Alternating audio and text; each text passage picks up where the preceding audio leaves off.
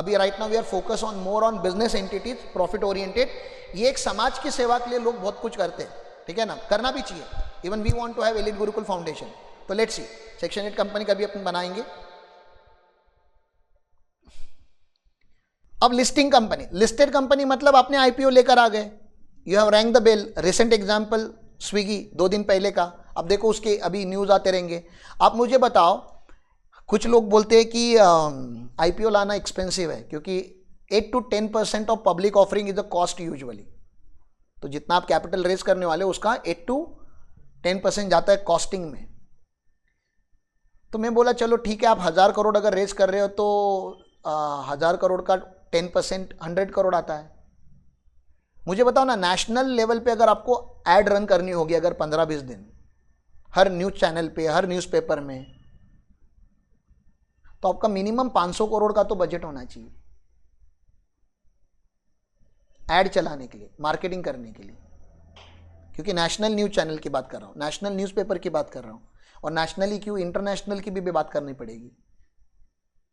But when you ring the bell in the share market, every social media, every national newspaper, every national news channel shows you, और आपने उनको पैसे थोड़ी ना क्या दिए। तो मुझे हमेशा लगता है कि आईपीओ का कॉस्ट है ही नहीं। मतलब आईपीओ लाओगे और मार्केटिंग करोगे तो marketing cost will be higher than the IPO का कॉस्ट। आप आईपीओ लेकर आओ, मार्केटिंग तो पब्लिक करती है, जैसे मैं कर रहा हूं आज स्विगी की।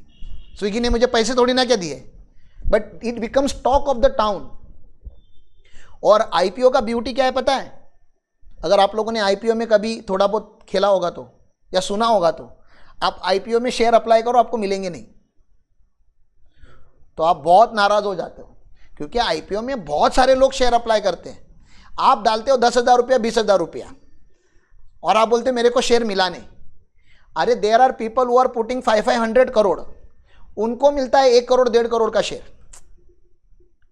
आईपीओ में वैसा पैसा जाता है कंपनी के पास, क्योंकि ह्यूज मनी, सबको पता रहता है आईपीओ आया मतलब कंपनी अभी ओपन हो गई है पब्लिक ले, everybody wants to bye.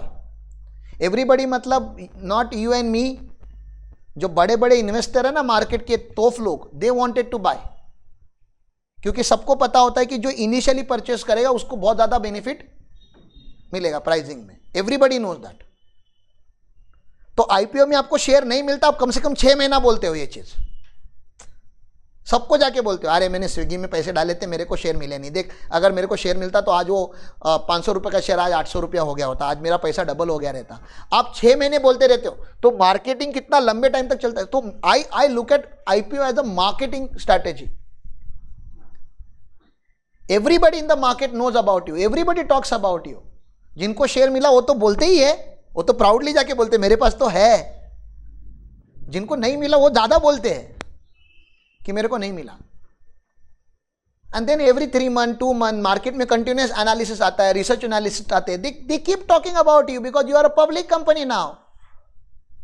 People talk. हम रिलायंस की बात करते हैं कि नहीं, हम अदानीज की बात करते हैं कि नहीं, हम टाटाज की बात करते हैं कि नहीं। अच्छा, मेरा फार्मर प्रोड्यूसर कंपनी से वो पॉइंट लिख करना रह गया। आपको पता है टाटा भी अभी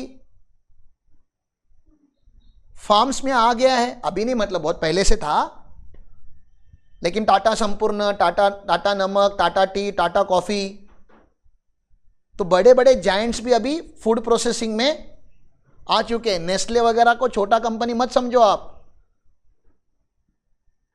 अपनी इंडिया की रामदेव बाबा की कंपनी पतंजलि छोटा मत समझो। 12,000 करोड़ या 13,000 करोड़ का टर्नओवर है उनका, 1000 करोड़, ठीक है ना।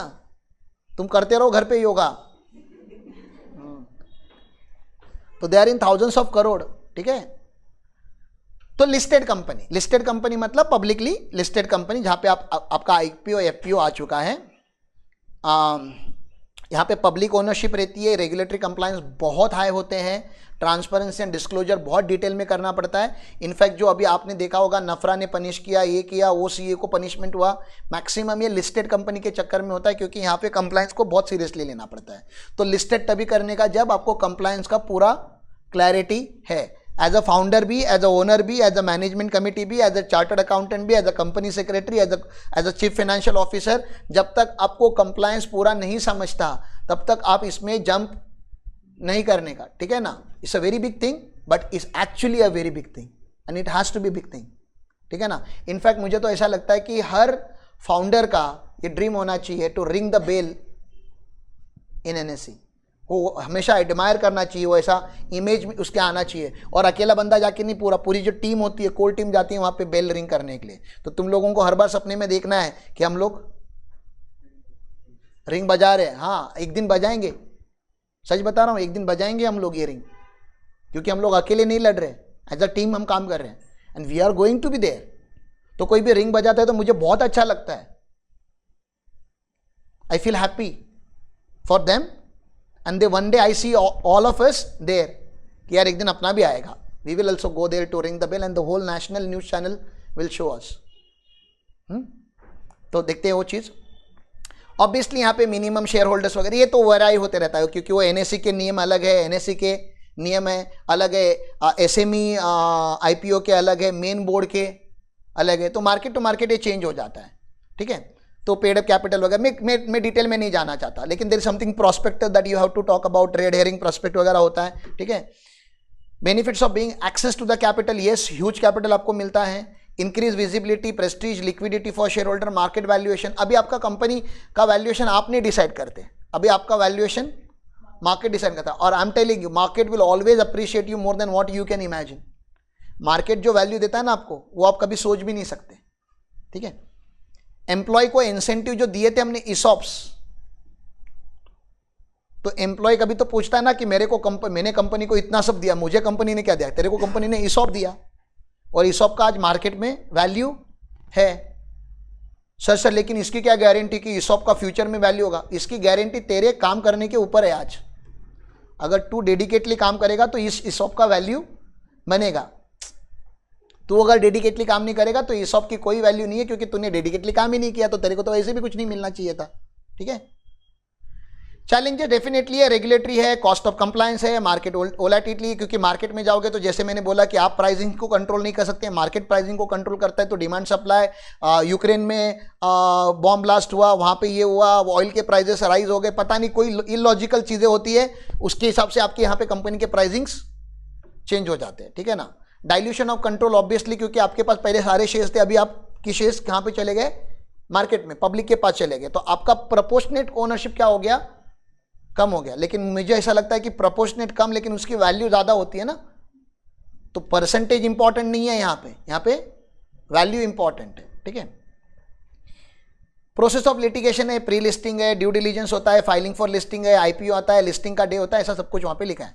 Annual compliance, against my compliance team will take care of that, I am not expert of compliance, annual compliances, या listed. Anything else you want to learn in this? तो टोटल बिजनेस एंटिटी के जितने main types होते हैं हमने cover कर लिए, तो that's the end of the business module.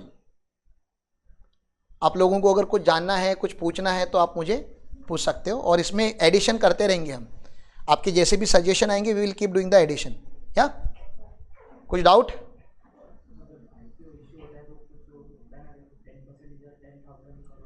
हाँ, वो वैल्यूएशन आपका मर्चेंट बैंकर आपको डिफाइन करके देगा वो सब। तो हाँ, फ्लोर प्राइस वगैरह सब डिसाइड होता है। There are lot of terminology. तो आईपीओ अपने आप में एक बहुत बड़ा टॉपिक है, we should not merge that with the basic topic, but there are so many terminology that you need to learn. और इसमें पूरा जो गेम होता है वो मर्चेंट बैंकर का होता है।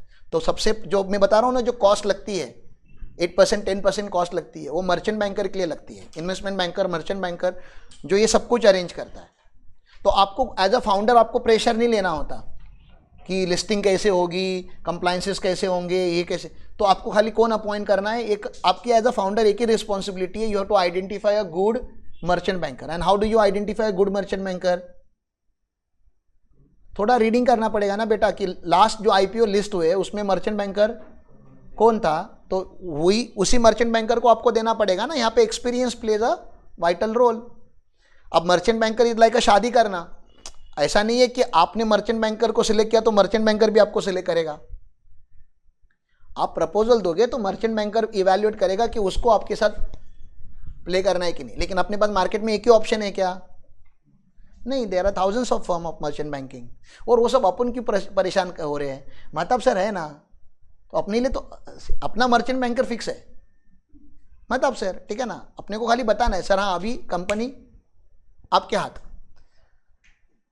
ठीक है ना। बहुत सारे लोगों को लगता है कि Mahtab sir has invested money in the elite Gurukul as of now. No, he has invested money in me, मेरे पे लगाया है, ठीक है ना। मेरी रिस्पॉन्सिबिलिटी बनती है एक दिन उनको वो पैसा रिटर्न करो, ठीक है ना। तो that is through public offering, तो दैट इज क्या बोलते हैं ना, गुरु दक्षिणा मेरे साइड से उनको जाएगा। तो हमारे सबके साइड से जाएगा, आप लोग भी उसी के बच्चे हो, ठीक है ना। भले डायरेक्टली आपको नहीं मिल रहा, लेकिन जो भी मैं बोल रहा हूँ वो मेरे शब्द नहीं है, वो उनके शब्द है। तो technically we all are under his obligation, और अपना सपोर्ट सिस्टम बहुत स्ट्रांग है। तो अपना तो बेल बजाना फिक्स है, ठीक है ना, गारंटीड है। And without him it is not possible, क्योंकि मुझे तो प्रेशर ही नहीं लेना है ना, मुझे खाली सर को बताना है yes sir we are ready. फिर उसके आगे फिर वो पता है ना खो का होता है मैच, मैंने टाली उनको दे दी, अभी उसके आगे ही विल प्ले। तो we will play to the certain extent, then he will play to the next. तो अपने को 0x से 10x तक जाना है, 10x से 100x कैसे जाना है वो मुझे नहीं पता, वो फिर Mahtab sir will play, Mahtab will play, then Anjesh, then Dilip, we have people. अपने लोगों को ज़्यादा टेंशन लेने की जरूरत नहीं। और P2P नेटवर्क इतना है, मुझे तो लगता है कि हमारा शेयर्स अगर हमारे नेटवर्क ने ही परचेस किया तभी भी ओवर सब्सक्राइब हो जाएगा। नेटवर्क मतलब स्टूडेंट, प्रोफेशनल्स, उनके ऑफिस का स्टाफ, उनके रिलेटिव्स, समझ रहे हैं ना। एक P2P मतलब 100 लोग हो गए, क्योंकि वो तो 100 लोगों को बताएगा ना अपनी कंपनी अपना एलिट गुरुकुल है। अपना स्टूडेंट तो अपना शेयर परचेस करने जाएगा ना मार्केट में, अपना एम्प्लॉय भी जाएगा ना। तुम लोगों के पास तब तक पैसे आ जाने चाहिए। So it's a nice journey that we have started. It's up to you कि आप इसको कितना हाई लेवल पे लेके जाते हो। एनीथिंग एल्स गाइज, क्लोज करें? So thank you, नमस्कारम।